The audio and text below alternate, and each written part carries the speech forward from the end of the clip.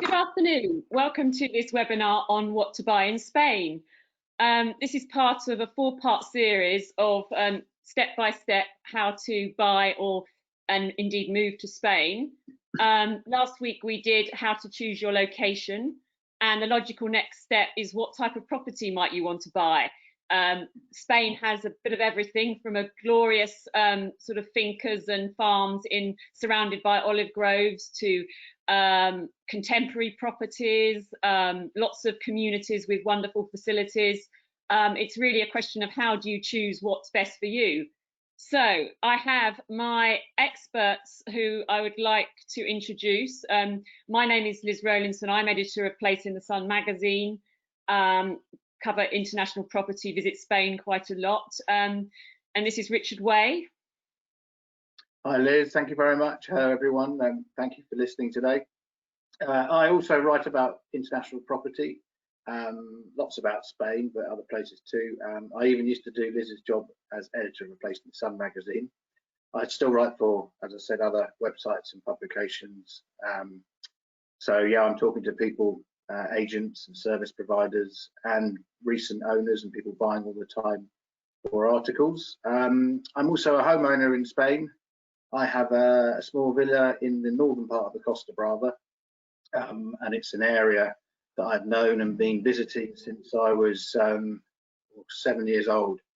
So it's been a big part of my life, and an important part of my life, and is now an important part of my family's life. My own children are now growing up with that as a second home. So yeah, I'm here to draw on my first-hand experience as a second homeowner based in the UK, and from all my experience writing about property. Thanks. Thank you. Alex, I think you're on your second home in Spain at the moment. Tell people who you are and where you are. Good afternoon, everyone. Thank you for tuning in. My name is Alex Radford. I'm an English solicitor and Spanish lawyer with my law in Spain, and I'm sat in our office here in Marbella. My parents moved out to Spain in 1981, and I grew up in Spain, went to an English school to start off with, and then a Spanish school, and then returned to the UK to study law in '92. And I came back to Spain in 2003. And when we moved back to Spain, we bought a plot of land, we built a property, and then over the years, business brought us back down from Torrox to Marbella. But primarily, we act for clients buying property and inheriting property and selling property all over Spain. Brilliant. Well, to kick off, we're going to have a poll to see what type of property you might be interested in. We're going to ask you, what type of property do you think you're after? Is it A, a rustic country property, maybe a finca or cortijo, traditional townhouse or Mediterranean villa, that's B, or C, modern clean lines, as new as possible, or D, none of the above, maybe something quirky like a bungalow, cave house, or even a mobile home? Right, so the results are coming in, and it's a traditional townhouse or Mediterranean villa comes top at 46%, then a modern clean lines property, then a rustic country property at 18%, and then just 4% none of the above. So that is kind of the mix that we see, isn't it, Alex? In your buyers, your area has a mixture of both, doesn't it? It's So I mean, Liz, we have clients buying all over Spain, and the typical buyer would purchase as a 2-bed, 2-bath, lock up and leave, I'd say, and they buy on a community of owners with common facilities, and then from that, we've also acting for clients for buying inland, so inland Valencia, inland Alicante, inland Andalusia, and then on the islands. So yeah, it's a mix, but I'm not surprised by that poll. Yeah. Brilliant. So we've discussed about the importance of finding your location first. We did that in a webinar last week, but you can find that on our library of webinars that's going live tomorrow. But Richard, why is it important to you find your location and then find the perfect property? And also, the concept of living on a community is much more common in Spain than in than perhaps in the UK in terms of sort of holiday properties. Can you explain how that might suit some buyers better than others? Yeah, I'll come back to the community model of residential home, but just to start with the location, like you said, you talked about different costas and regional areas of Spain last week, but let's say you found your resort or your town or area that you know you want to buy in. You now have to go in look a bit closer at the different parts of that area, town, because there'll be some parts to start with that are more residential. Usually these are inland a bit. There might be more villas. They tend not to have young groups of tourists or holiday makers. And there's you'll visit them and you'll feel it's calmer and more residential. If you're a holiday maker, generally you want to be close to everything. So you'll want to be near the beach, you want to be near restaurants, bars, definitely a walk from shops. You want life to be easy when you're on holiday. So those sort of properties will tend to be nearer the beachfront, perhaps, I don't know, up to 15 minutes, half an hour walk from the beach, closer if you can get front line, second line. So that sort of property will appeal more to second homeowners, especially if they want to rent out their property, because you're going to attract the holiday makers. So you've got to think about that, closest to amenities, residential against more touristy. The other thing you have to think about is the type of community that you see yourself or you want to be amongst. And by that I mean, do you want to be amongst lots of other expats? Not just expat British, but do you want a real mix? You know, it's not just English people who buy in British, you buy in Spain, you've got Germans, Scandinavians, French, Belgians, Dutch. And some communities are a real mix, and some are much more English or British. So if you want that expat environment, you're going to have things like amenities, services. You're going to find they're all going to be run, lots of them by expats, so it's going to be easier with the language and just overall familiarity. A lot of people say they want that, or they want access to that, but they want a taste of real Spain. They want some kind of traditional community as well. In which case you need to choose a community that's, you know, maybe it's on the edge of a town rather than a resort, or it's in the older part of a resort where more local people still live, as opposed to a newer part, which attracts more expats or foreign buyers. But you need to visit each area, and you'll get a feel. Talk to the agent, talk to people in bars and restaurants when you're there who already live there, have experience of the resort, and pick up what sort of vibe you get from different districts. The other thing that a lot of people do is they, when they have found a property that they like and they think it's the one, go back to the property before you commit to it at different times of day, certainly at night or at weekends, so you get an idea of different noise levels. Sometimes you get a club that only starts after midnight. If it's Spain, it could be any time in the night, and you don't know that during the day, and then suddenly you move in and the first night, you find out. So find out things like that. The other big thing as well is seasonality, of course, because a lot of resorts almost shut up over winter. Certainly where I go, winter's very quiet. There are little pockets where more permanent, where the year-round expats live, but generally it's very quiet.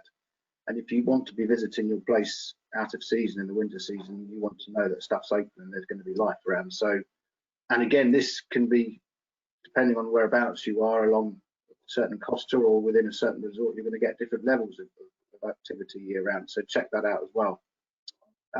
Quickly, we'll talk a bit more about the community thing, I think, anyway, I can see. But generally, in the model of a community, usually it's like we call them developments as well, or resorts. The community can be bigger, sometimes they're called urbanizations, but it's an area, it's a collection of homes, apartments, townhouses, villas, or it can be a bit of everything, or just apartments, or just townhouses with shared communal facilities. That's the key thing. And the upside to that is everything that's communal is looked after by a chosen management company, and the costs of the upkeep are shared amongst all the homeowners. So you'll have a board who will generally includes homeowners who will decide on how things are run. There might be rules they set as well about it can even be rentals or use of the pool, and they will then appoint someone to upkeep it, and the costs will be spread amongst all the homeowners Normally you pay monthly, it can be quarterly, but that's something very important to remember when you are looking at a property that's part of the community, is always ask what the fees are, because you don't want to get caught out, once you've purchased it and there's an extra cost. And they do vary a lot. If it's a newer community, a newer development with sparkling new facilities, a new gym, whatever, you will pay a bit more for the upkeep. If it's an older development with maybe just a pool and a bit of landscape garden and some toy things for children, then it will be less. But check that full. Brilliant. Alex, you've owned both types of property, I think, in Spain, so you're brilliantly placed to talk about the pros and cons. Can you give us a bit of an idea of what it's like living and paying to live on both types of proposition? Sure. So basically, I got a job offer to come back to Spain in 2003, and I came back, and we at the height, that was at the height of the boom then, and property prices were increasing on a weekly basis. So we saw this nice property that we liked, and the price was inclusive of a swimming pool. And then when we got to see it in person, nice property, we liked it, but actually the pool was extra. So prices were going up exponentially on a weekly basis. And I took my friend with us, and he's an architect, and he said, look, don't buy that, find a plot of land, and I can design a property for you, and then we can instruct independent builders to build it for you. So that's what we did. And we bought the plot of land first, so we paid for that outright, and then we applied for a mortgage based on the design. So we instructed my friend in Spain. We had to instruct 2 architects. So we have an architect who oversees the build, and then we have an architect who actually signs off and is the kind of the grand master, the designer. And so we went about that, and basically we bought a plot of land in Torrox Costa, which is about a kilometre from the beach, nice sea views, and we designed the property. Planning permission took about a year to come through, and then the build took about a year as well. So during that time we were renting in a place called Nerja, the jewel of the Costa del Sol on the eastern side. And we did exactly what Richard said. We went and rented a property during the day. We staged our leaving the UK. So I went out to Spain first, and I went with a friend during the day to Nerja. We found this property to rent, three bed apartment in town, and it was reasonably priced, no lift, but hired that out for 12 months for the duration of what we thought would be our build. And then when we moved into it, look, night times became very much alive. So what Richard said, visit morning, noon, and night, I definitely advise you to do that. So anyway, we rented out, we moved to Spain, and we built the plot. We bought the plot, and then we built the property. And the good thing about buying that property is that you get to decide on what fittings you're going to put in. So you can change it during the progress of the build. And that was exciting. It was great to see our property, be built in front of our eyes. But it took a lot of time. And if you bought a property off plan, then all the stresses and choosing materials, etc., to a certain extent, you leave to the developer. Whereas building your own, we would be going out to see doors, we'd be going out to see, tiles, bathroom fittings, all that sort of stuff, which was good. But actually, some of the detail, you've got to spend a lot of time looking at the detail and deciding how it's going to look at the end. So it's important to get that right. Whereas sometimes you go into a show flat and it's already got that detail. So buying from a developer, you can see the detail already. Buying yourself, you add that detail, and you've got to be really quite detailed when sitting down and getting along with the builders and the developers. And Liz, we're very happy with that property. It's great. Love it to pieces, but basically business took us to the other side of the coast. So we've now moved down to Marbella, and we bought a townhouse here, and that's on a development. So basically all property you buy in Spain is freehold. So we own the freehold, but at the same time as buying the freehold, we became a shareholder of the community of owners. So for example, we've got a communal pool, communal gardens, communal gates get into the community, parking spaces, communal, some private places as well. And we purchased the property, and then we pay communal fees on a monthly basis to look after that. And the great thing is that the community, most communities got an administrator, so that's a professional person managing and administering the development of the community. And then there's a president who tends to be basically an owner on the development, overseeing that. And we've got a very good president at the moment. She's very good, and we're spending some money on the development, updating it on a regular basis. And the difference between owning those both properties is, on the one hand, for example, going to my villa, I've got my own pool, own garden, and it's great to swim in the summer in your own pool and garden. And you say, wow, we've made it, this is life. And you have a barbecue next door, brilliant. But then you've got to maintain that garden, that pool. So before you go for a swim, if you've cut the grass ends up in the pool, and you've got to clean that. So it's all about compromises. It's all about compromise. So, after 13 years, we thought, time to move down, time to kind of downsize a bit, have a townhouse, and let someone else administer it. So we've got the administrator and the president looking after our communal areas. If I want to go into the swimming pool, I don't have to worry about cleaning it first. So it's those kind of compromises, yeah. And Alex, if you don't mind me asking, what is roughly your community charges per year or month? Yeah, so we typically pay about 120 euros a month. So there's 30 properties, 30 townhouses on the development, and we meet on a kind of regular way, once or twice a year, and then you see the president around the pool, etc. And if we need to talk to her, comment anything with her, we'll do that. But basically, last meeting was in March, and we just sat. We've got a kind of basically like a beach house. It's not around near the pool, and we just went out to the beach house. There's like 20 people there of the 30 owners, and we just sat, discussed, agreed that the administrator would be appointed for the next year, and agreed on bits and pieces of work that had to be carried out. And it's 120 euros a month. Liz. So basically, in the old villa, the gardener and the pool cleaner were more than that.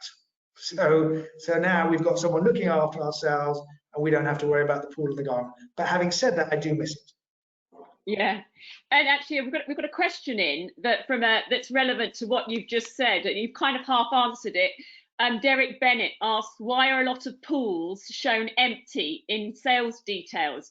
Presumably it's because of the expensive upkeep.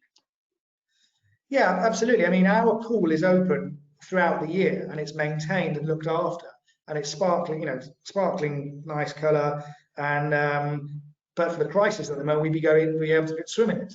But we have been in it in the winter.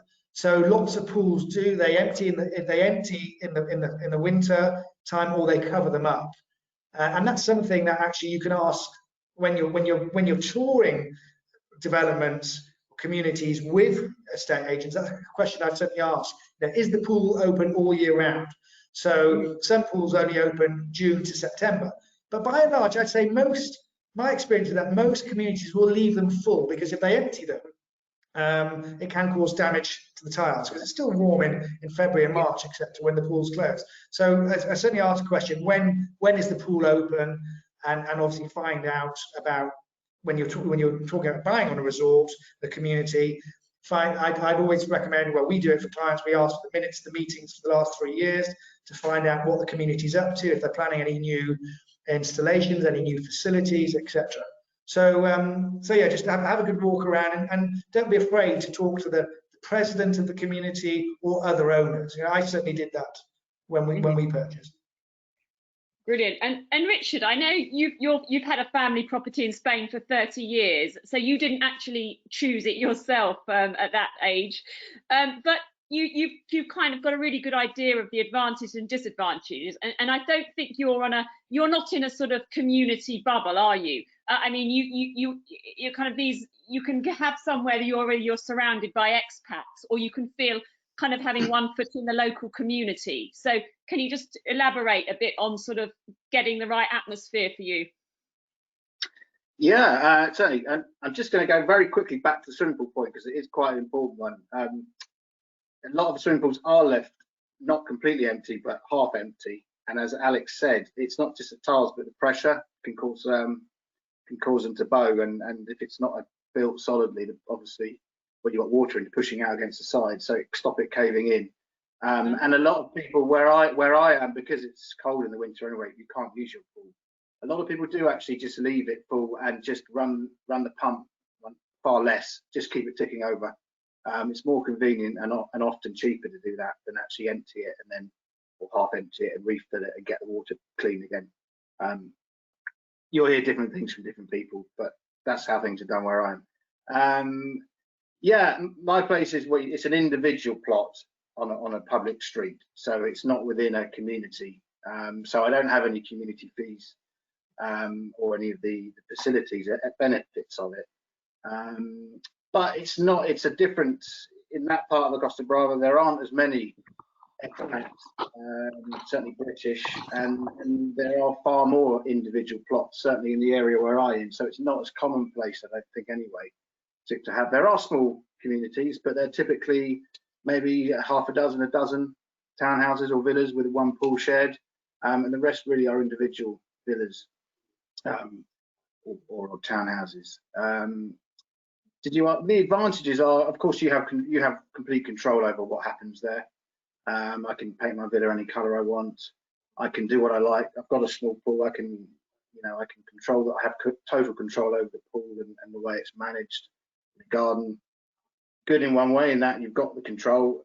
Yeah, as Alex said, the maintenance side is, is in the back of my head. When I'm back in England, I've been here for a long stint now, but I haven't been back to Spain for a while because of the coronavirus. So you do start wondering about the maintenance of the property. And I've been there long enough. I have people I call on, and I have people I rely on to go and have a check the property over and give the gardener once over.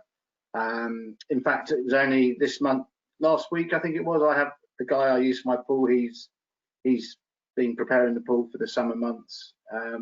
So yeah, you have to think about those things, and you have the cost as well. In terms of the cost of running a pool compared to having a community, paying into a community pool, I don't think there's a huge. Well, once you've got the pool, I don't think there'll be a huge difference until it comes to things like replacing a pump or the expensive items, and then you really are, that's when you're on your own to cover those costs. And it comes down to your personal preference. If you don't mind a bit of grass in your garden, it doesn't need to look pristine year round, then it doesn't really, you'll get it done just before you arrive or when it suits you. So if you want to pay for someone to go there every month and have it looking like a show home, even if you're not there, that's your choice as well. But I'm not regulated by anyone who says I have to have it like that. The other thing to think about is living that type of property is I don't have, there isn't such a community of expats or sort of fellow Brits immediately on my doorstep. So you could say that there's a social side to things that I don't get. But the flip side to that is I'm 10 minutes walk from the seafront, not even that, 5 minutes walk from a busy seafront with a whole range of European nationalities there. I can go to a French bar, I can go to a Belgian restaurant. It is very multinational in European terms, but just not so much a close-knit community of British people there. But that's also a regional thing because there just aren't in that part of the Costa Brava. It doesn't. It's not like that so much. I think they know you very well in one of the bars. I seem to remember you writing about your area a while back. One of them, yeah. Right. How many bedrooms has your property got, Richard? 3 bedrooms. Right. So we're gonna run another quick poll with our listeners to find out what sort of size property they're looking for.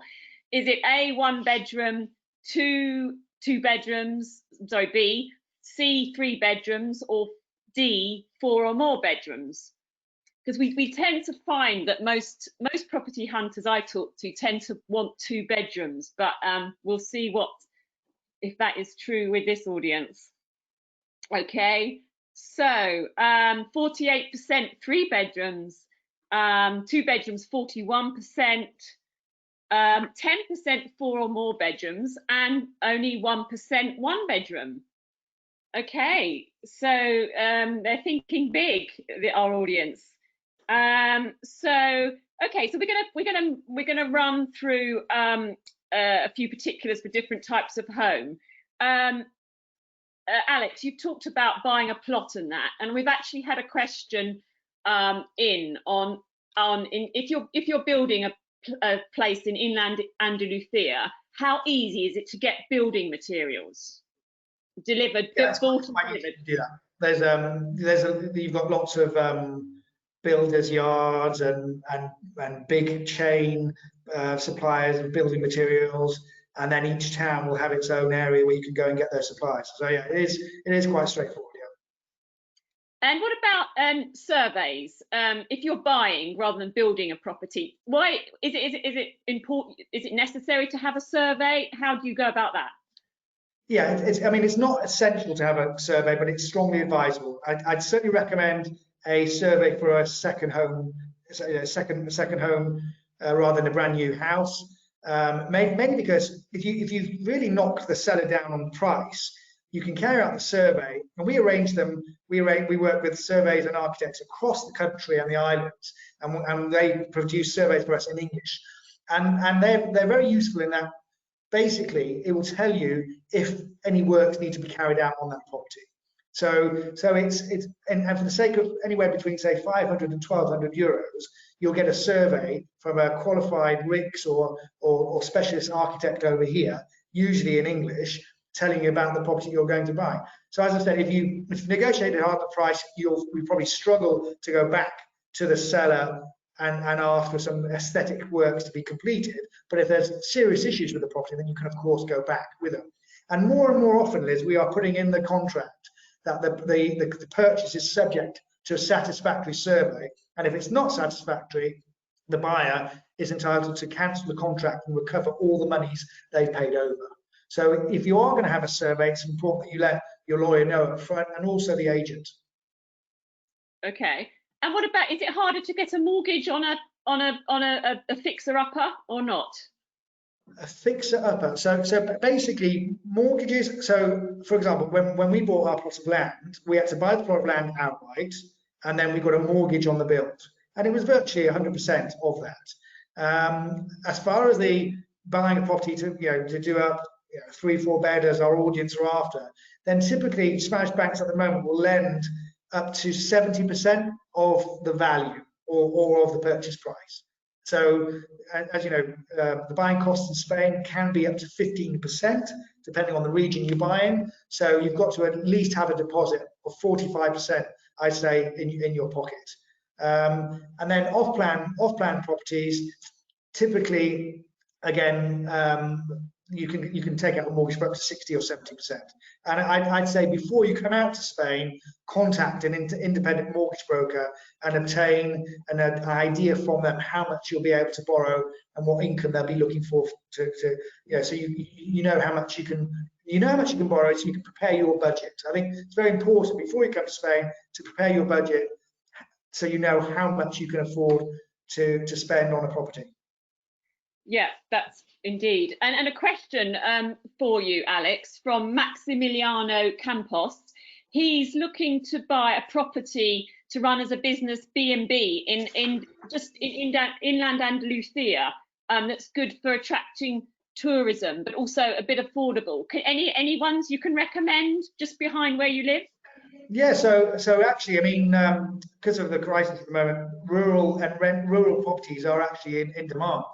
And we've acted for numerous clients who have bought properties inland, which they then wanted to adapt to become a B&B. And what did we do there, Liz? What we did first is we sent in an architect to review the property and advise what changes would be necessary to be made to the property in order for it to comply with the local regulations. And then also to talk to the town hall architect to see if that would be viable. And whether the house would obtain its licenses, and that was so the clients we've had before recently, they bought inland. Priego de Córdoba is a popular area, and Montilla, which is near Córdoba as well. But then you've got Granada nearby. The great thing about Andalusia is you've got some wonderful cities. You've got Malaga, Granada, Córdoba, and Seville, and they're all quite close to each other. So a rural property in those areas would be quite interesting, I would have thought. Mm-hmm. Brilliant. We're getting snowed under with questions, and I'm gonna push on onto new build homes because a question has prompted this as well from Delgamar Artasuba. In terms of security, what property is better? So Richard, I mean, in terms of having a property on a new build development, is going to be better, isn't it, than one of these properties in the countryside?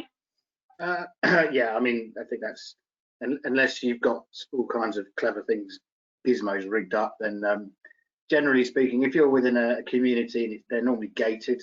So and a lot of them have, you know, if you've got people going there to maintain a property every day, you've got someone there all the time. A house within the community will be more secure than an individual house, like my own. I mean, I have had problems with people trying to break in before during the quiet season because there's been no one else around, and you know, there aren't people necessarily going there, or even, you know, people I know walking past the place every day. If you haven't got that, you are exposed. Or so yeah, if you want to lock up and leave somewhere where you're going to be visiting, you know, different, not for long periods and on and off throughout the year, it's far better, you know, for peace of mind, to have somewhere that is part of a year-round community with year-round maintenance and security. Brilliant. So yes. Okay, and the other advantages of, can you just give some brief pointers about the other advantages of buying a new build property in terms of the, you know, eco-friendly, low upkeep, builder's guarantee? Yeah, I won't talk about some of the legal stuff. I'll let Alex do that. Yeah. But yeah, the general benefits of some of the reasons people buy new build are, first of all, they want new, and you know, that's the only way you're going to get something that's pristine and never touched by anyone else, as if you buy new. And a lot of people, they only buy new homes in the UK. It's just what they want. They only want a new car. And you get that shiny newness. You get the chance to usually to choose your interior, your tiling, your bathroom fit, furnishings, fittings. Sometimes, depending on the property and how flexible the architect or developer is, sometimes you can even move things around in the kitchen, stick an island in there, add a bathroom on, or change the shape. Just depends on the developer. You've got that flexibility to custom build your home. The other advantage is people who might be a bit savvy and they're trying to get ahead of the market a bit. If you buy carefully and you buy a good development, if you're one of the first purchasers of properties there, you get the first choice of plot, so you get to choose your outlet. If you want south facing, corner plot, ground floor, garden, or you want the duplex, top penthouse, whatever, you get to pick the first one if you're there quickly. And generally, certainly in state, when markets are stable and we're seeing prices rise steadily and there's nothing disrupting things, I'm not going to say this is going to happen this year, because who knows at the moment. But if you buy in a development early, prices tend to be cheaper per square foot, because you're one of the first investors. You're putting your faith in the development. You're telling the developer, I want to buy your property and I believe it's going to be great. Mm-hmm. And then as different phases or stages of the development are completed, prices start to go up. And of course, if you're an early buyer, you're going to benefit from that as the development is completed. Mm-hmm. So you can see some capital gain. The other thing about the newer properties, you mentioned the building materials. They have to be built now with eco and energy efficient materials. So you're not only doing something good for the environment, but it also means your bills, heating bills, etc., will be lower, depending on where in Spain you are. Depends how much you need heating anyway. Things like air conditioning units, sometimes they can be inbuilt with the ducts. So you're going to get all your white goods generally be more efficient and more up to date. With a newer property, with all these new things as well, it makes it more attractive to the rental market. So agencies will tell you that brand new properties are easy to rent because they're more attractive to renters, and you might get a higher rent as well, because your property is more attractive than an older one equivalent down the road. The facilities as well often be the pool. A lot of the new ones now have a gym, or some of them have a sauna, They have stuff for the children, play areas. Some of them have, you know, what do you call this artificial grass, so the upkeep's easier. There's all sorts of things out. The newer you are, the more modern the technology and the facilities that you're getting with your development. So yeah, those are. And the other thing as well is Alex can talk about protecting your money and stage payments, but in terms of the cost, you can actually spread it out because you're effectively buying the contract when you first, you know, put money down for an off-plan property. So you're paying a deposit of say 10%, and then your next payments might be 30% after a certain level of build is reached, and then the rest on completion. But it depends again on the developer and what their requirements are. Some of them you don't need to pay anything again until completion after paying out a deposit, but it means at least the cost is spread out, which might, you know, will suit different people. Yeah, thanks. So Alex, yeah, can you just back to basics? Can you just explain what buying off-plan means and why and what you know, if you put down a deposit, can you get that back if you change your mind? How does it work? Yeah, I mean, it's a really good point to bear in mind. So off-plan is very popular, Liz. There's a lot of off-plan property available around at the moment on the Costa Blanca, Costa del Sol, and other areas. So the key things that we would look for is does the developer have planning permission in place already, and if so, do they also have a bank guarantee in place or some form of protection? So basically, typically you would put down 6,000 to 15,000 euros, and then that would be protected. So the developer would arrange for a bank where that money goes into to issue you with a bank guarantee. So if the developer didn't finish the build as per the contract, then you'd be able to recover the monies that you paid over. So typically you put a deposit down, you sign a contract, and then within a short period of time, the developer would arrange for that bank guarantee to be issued. And then the contract kicks in and you make the payments as you go. Typically, I'd say people are paying about 30% during the build period, which can be up to 2 years, and then they pay the balance at completion. So 70% at completion plus their purchase cost. A lot of developers, as Richard said, have also basically, you know, speculatively bought a piece of land and applying for planning permission. They haven't got it yet, but they start to sell it to see if there's any interest in that development. And that, in those cases, if you put your monies down, more than likely you would not be protected.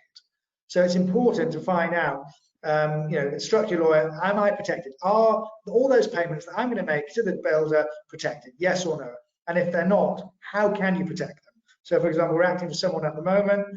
They're building their developer. They're buying off a developer in the Costa Blanca, and his builder hasn't even got planning permission yet, but he's started to build. And the works are quite advanced, nothing from the town hall, but all payments are being made to the notary. And because of the crisis, they expect the planning permission to come through in 2 weeks' time. So the hard and fast will check that you've got a bank guarantee in place. And if you haven't got a bank guarantee, maybe pay it to the notary for them to hold. That's basically, and just, you know, be careful. But if you pay money to an estate agent or developer and they haven't got planning permission, they haven't got a bank guarantee in place, your money could be potentially at risk. Great. And on terms of purchase costs, Alex, could you explain, is there much of a difference between new build and a resale? Yeah, so basically on our website, in the advice downloads, we've got a leaflet there setting out all of the buying costs. But basically, for a brand new property, you're going to pay VAT at 10%, which is EVA here, and then you pay stamp duty as well, which is 1.5%. So you're looking at 11.5% for a property on the mainland, brand new. And then on top of that, you'll have legal fees, notary, and land registry costs. So I'd say allow up to 15% for that, yeah. Because Wendy Howlett asks, some expat sites have indicated that costs involved in purchasing are nearer 20% of purchase price. That seems a bit high to me. Does it you? Well, it depends. It depends, Liz. So, for example, if you buy a second-hand property in the countryside for 40,000 to 50,000 euros, some of the costs are actually fixed. So they could be as high as 20%. But if you're buying a brand new new build property, then I'd say 15% should be enough. But again, it's all part of the research. So if you're looking at buying a property, you've got to think of what kind of property do I want? Am I going to rent it out? And am I just going to keep it for myself and my family? Also think about the ownership options. Am I going to buy it in my own name, or buy it with my children? So have that conversation, do the research. If you're going to take out a mortgage, find out how much you can borrow, and then once you've found the area, then find out how much the costs of actual buying are there. So in Andalusia, the transfer tax is 8%. Up in the Costa Blanca, Valencian region, it's 10%. So the costs of purchase vary according to region to region. And going back to what you were talking both about community charges when you're buying on a community, Pia Tal asks, what happens if the others in the community do not pay their fees? Alex. So basically, if they're not, if people stop paying, then the administrator will call a general meeting, or the president will, and they'll ask for authorization for legal proceedings to be issued against those debtors. And then legal proceedings are issued, and then once a sentence or court judgment is obtained, that then is attached to the property, and the community can force the sale of the property. Okay, great. A question for you, Richard. Phil Todd asks, we've used the phrase lock up and leave a few times. Does this refer to security or maintenance? Is living on a community the same thing? What's your understanding? Lock up and leave, to me, it's used to describe the way you use the property, and it's used to describe the property that you visit intermittently as a holiday home. So you arrive, you use it for 2 weeks, you lock it up, and you go home again back to the UK, and then you might be back, whatever, 3 months, 4 months later. So it's a property that you literally, as the phrase describes it. And if you're using a property like that, then if you want a property that is a lock up and leave, then you want to know that it is in a secure environment, in a secure community. And I'm saying that being part of a community that has year-round maintenance, is gated and has activity there all the time, that is a good environment for a lock up and leave, because you know it's going to be safe and there's people watching it. Yeah, it's often called lock and go, or it's often called turnkey as well in terms of property agents and sellers. Alex, a question for you. I know we've touched on this before, but do you think that prices will drop over the next 6 to 12 months? Shall I wait for a bargain? I think the property market is going to be interesting over the coming months. We who knows what's going to happen, but I think it all depends on the seller. So when you're touring with agents, I'd always recommend, advise our buyers, ask the agent why the seller's selling, how long has it been on the market, have they accepted or rejected any offers, and there's lots of property out there to suit many a budget. So I wouldn't say wait for a bargain, because you could be waiting forever. I'd say if you're going to do it, and if you can do it this year, I'd do it this year because of Brexit at the end of the year. So I'd say, get out there and buy the property this year and enjoy it. I think one thing the crisis has told us is we've got to live our life to the maximum. And if this is a dream, then I think you've got to set out to achieve that and not just wait to shave a few €1,000 off a purchase price of a property. Okay. Yeah, I think we need to wait and see, and well, who knows, it's still early days. I think pools are obviously a big subject of interest today. Guy Charlesworth says, what is the approximate cost of running an 8x4 pool? Either of you direct expertise on that side? Richard, you want to go? Richard.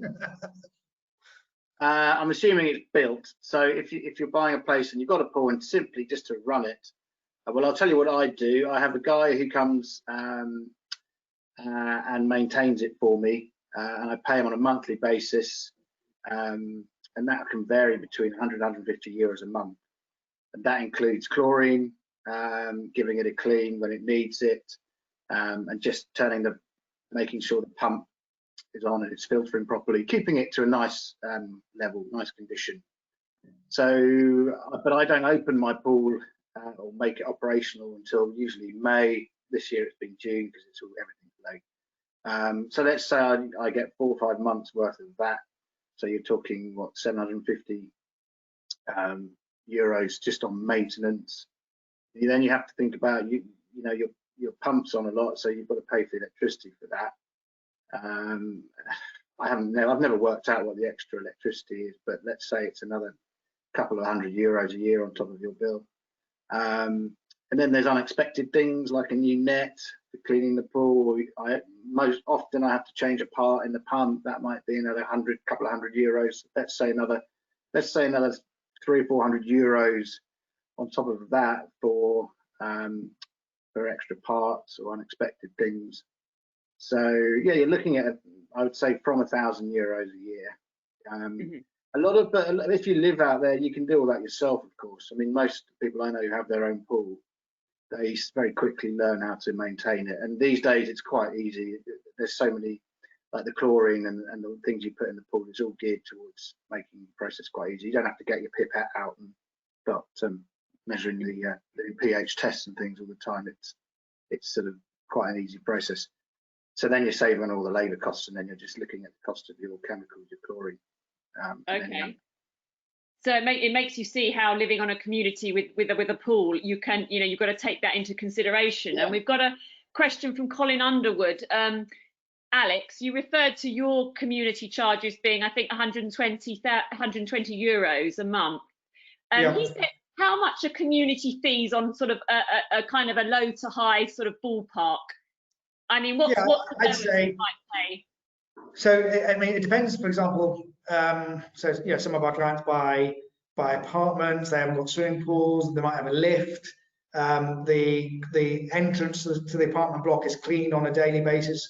The communal areas of the staircases are cleaned.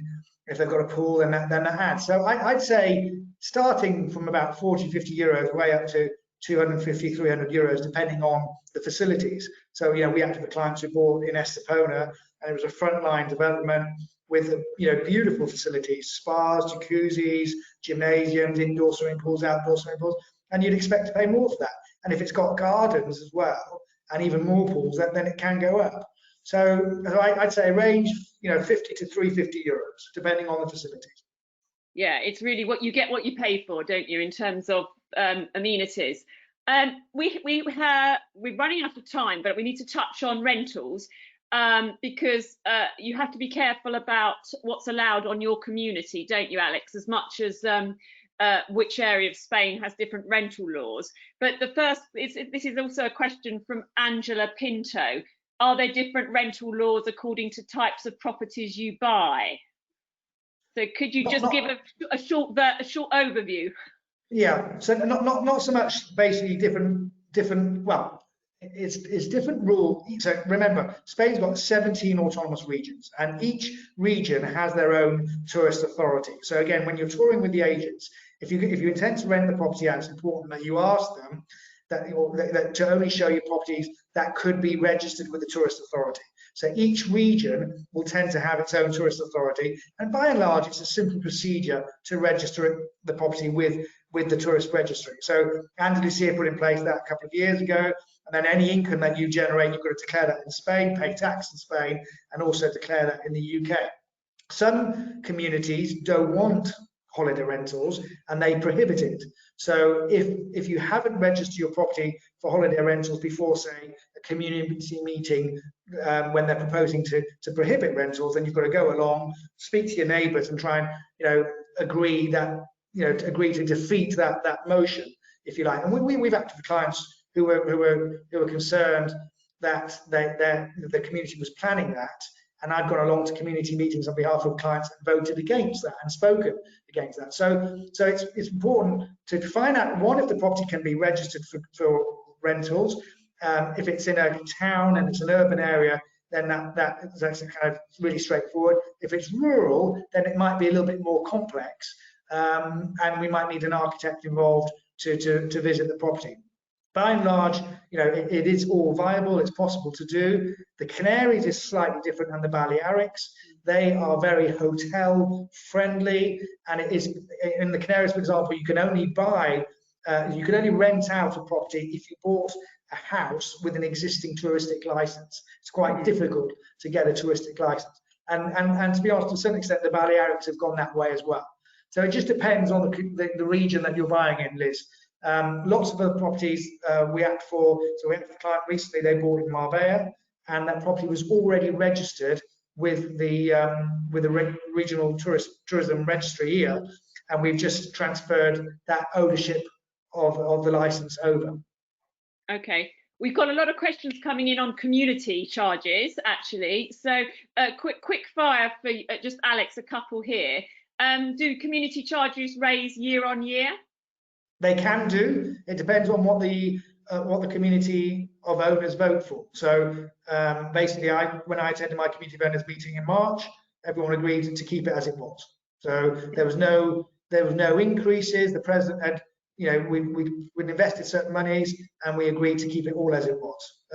So it just depends on what's going on in the community. And I think you sort of half answered this one earlier, but Lester Bauman asks, is there typically a reserve in the community charge to cover future investment in unseen work, that needs doing? Yeah, I mean, a good community would be well advised to have that. So, for example, our community does have a reserve in place for any unforeseen issues. Yeah. Okay, Richard, one for you. Rob Gardner asks, what types of annual taxes can I expect to pay if I buy a holiday home for personal use only? Because I think yours is just, you don't rent yours out, do you? No, actually, I want to go back to that quickly. Just go back to the rentals thing and getting your license and the sort of things standard that your property should be at. Not a few years ago, I looked at doing holiday lets. I spoke to a property management company I know locally, and she came and had a look.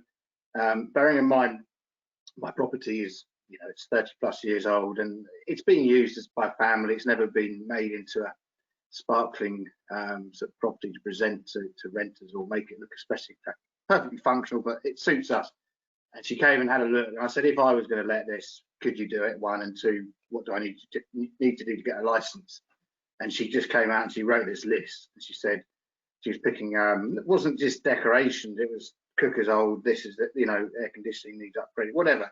And I just went, you know what, it's not worth it. So they do take it very seriously now with the licenses and the standards they need to be at, and especially if if you're going to an agency who manage their own rentals, they only want decent properties on their books anyway, so they're not going to just plonk any old place on there, whether it's got a license or not. It needs to be up to a certain level.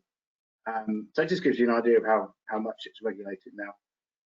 Yeah. But in terms of costs, taxes, you have council tax in Spain.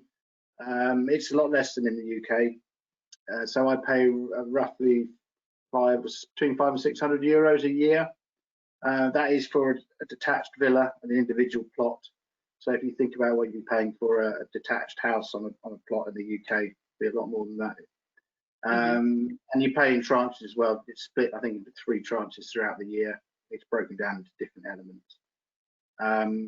The other thing you need to pay, even as a non-renting second homeowner, is something called the non-residence income tax. It's a notional income tax, and it's a percentage of the catastral value, I think. It works out, for me, it works out at about 180 euros a year. And to do that, you actually have to file a tax return with a particular form, and it has to be done by the end of the year. It's end of the calendar year. I use this lady who I talked about who does rentals. She does all sorts of general property management for owners, and she will make that return for me for a small fee. And she just sends me an email normally about November and says, I need your last council tax receipt, I think it is, because it's got your catastral value on it. And she uses that, does it all for me, money's out of my bank account by the end of December. So you've got your council tax, that other tax, and then your other utility type bills. Insurance as well, buildings insurance, I have about 300 euros a year for that. And then I talked about the pool before, yeah. Electricity bills is not a lot different to the UK, actually, I don't think, and water isn't a lot different either. Okay, thanks. More community questions, Alex. Do the community fees cover the cost of painting when you want to paint the outside of the property? Ian Pearson asks. So actually, in my community, we've got 30 properties, and each owner has to paint their own, and it all has to be white. But in other communities, for example, big blocks, usually everyone would chip in extra, and they'd agree X amount of years, every X amount of years for the buildings to be painted inside and out. Okay, and Angela Pinto, in a similar vein, do you need permission to make cosmetic changes to properties in a community setting? Not so much cosmetic changes. So we painted ours. We repaired. We've got a kind of carport. We repaired the carport. We didn't need permission for that.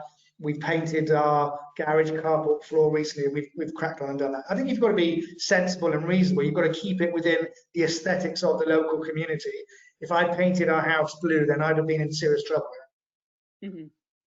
Okay, and we should add that because you need to pay your building's insurance is included, but not your contents insurance. Is that right? Well, basically, again, Liz, so you're right in that if you buy an apartment in a block, then typically we would only recommend that you need contents insurance, because the community will have buildings insurance. However, I'd always recommend doubling up on it, so having building and contents insurance just to cover you in case. So one of our clients recently, one of their pipes burst, water went down to the downstairs apartment, and the insurer came along and has fixed it, and all the costs are covered, so which is great. And you didn't have to you don't have to get involved in deciding whether it's the bill, whether it's the community's insurers or your insurers. You just instruct your insurer, repair the damage to my house, and then repair the damage to downstairs, and then you sort it out with the community. So when we're buying apartments for clients, we always obtain a quote for insurance for home and contents before completion. Our community with the townhouses, each person insures their own, because there's only really one common wall between us. Mm-hmm. Great. And on another quick question, Alex, we're running out of time. I'm trying to get a few more in. Victoria Wyatt asks, would we need planning permission to make internal changes to an old Gran Canaria Pueblo house? So obviously a historic house. Well, basically, if you change the outside of a property, then you need formal planning permission, and you need an architect involved. You have to go prepare plans. But if you're carrying out internal repairs and making modifications, then typically you'd only apply for what's known as a licencia de obra menor. So it's a minor reforms license. So you basically contact the town hall, tell them what you're proposing to do, tell them how much it's going to cost, and then they would probably give you the license. You might want to get an architect involved, especially if you need things like a skip, because you might have to ask for permission for a skip to be placed in front of the house. Okay, another one, quick, more legal one. John P asks, how do you find out about the flooding history around a villa? That's a very good point. A lawyer. That's a very good point. And because basically here, unless, well, first of all, I check Google to see if there's been any flooding in that local area. But Liz, as you know, we've acted for clients recently buying in Allara, and that's an area, for example, where the town hall doesn't issue licenses for first occupation because it is susceptible to flooding. So I basically, it all comes down to research, John. Find out if that area is susceptible to flooding, because you probably might not get insurance for it after the second or third flooding. Okay. And actually, another question from John P. Slightly a controversial one to end on. I have seen a property listed the same property listed with two agents with a €20,000 difference. How do you ensure you are seeing the best price? It's a really good point, because basically in Spain, lots of agents plug into an online platform, and it depends on who's actually managing the client. So Liz, you might be in touch with the seller, and the seller has a conversation with you, and you agree to reduce the price by €20,000. If Richard's acting as well, but he's got it on his website, but he's not in touch with the seller, he won't know about that price increase or decrease. So basically, any buyer interested in that property should contact the agent who's advertising at a lower price, because they're probably more in touch with the seller. Great. Another quick, we're going to overrun by a couple of minutes and then we better shoot. The average price of a mortgage broker, Alex?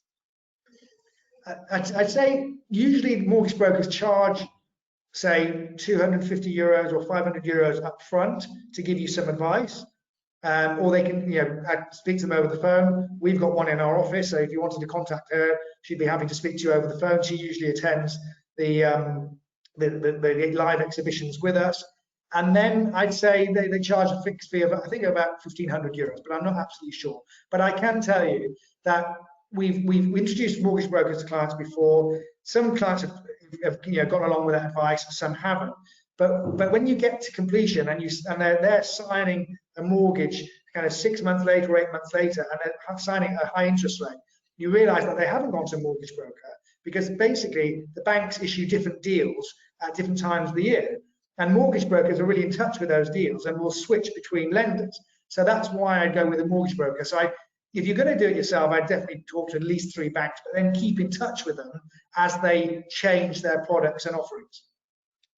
Brilliant, thank you, Alex. We've run out of time, but a few of the questions I haven't managed to get round to are actually related to living in Spain full time. Like Derek Bennett asks, where's best to go and work in Spain? Someone else asks about residency. So our next webinar is next Tuesday. We're looking at relocation in Spain, so do tune into that. And then we've got one the week after on how to find different professionals if you're looking to buy or move to Spain. So thank you very much for listening. Do look on aplaceinthesun.com for all different sorts of buying guides, currency advice, mortgage specialists, lawyers like Alex. And thank you to Richard and Alex. Thank you very much.